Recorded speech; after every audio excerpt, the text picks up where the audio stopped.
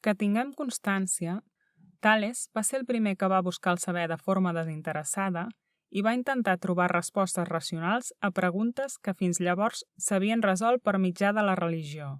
Per això se'l considera el primer filòsof de la història de la filosofia occidental. Tanmateix, s'ha d'assenyalar que no s'ha conservat cap escrit original seu i la major part de coses que puguem saber ens han arribat a través de fonts secundàries. Se'l va considerar un dels 7 savis de l'antiguitat i les fonts l'han convertit en el protagonista de moltes anècdotes relacionades amb aquesta imatge.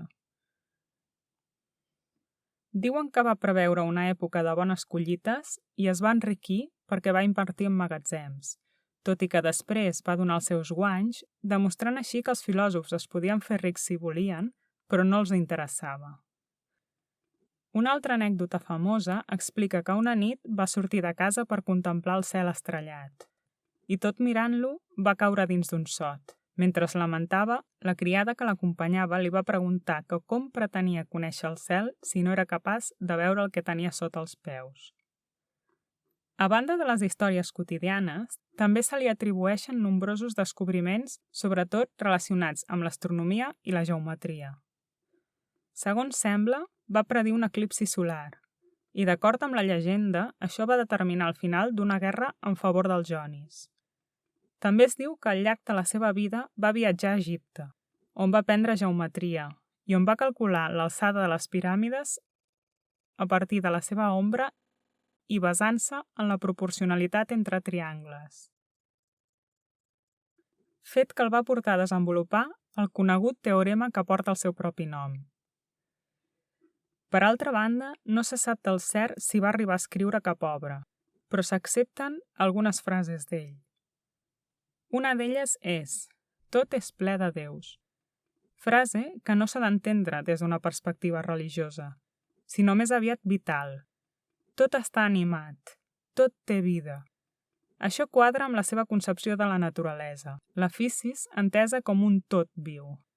En termes filosòfics posteriors, la idea que el cosmos és com un ésser vivent es resumeix amb el concepte grec ilusoisme, que prové de hylē, paraula grega per designar matèria, i zoē, vida. I la frase més important: l'aigua és l'argé. Això vol dir que tot és, en essència, aigua. L'origen i principi fonamental de tot és l'aigua. Les raons que l'haurien conduït a dir que tot és aigua són diverses.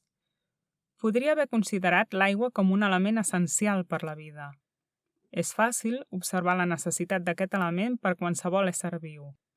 També és probable que en els seus viatges per Orient hagués entès, entre d'altres coses, la importància que té el Nil per Egipte.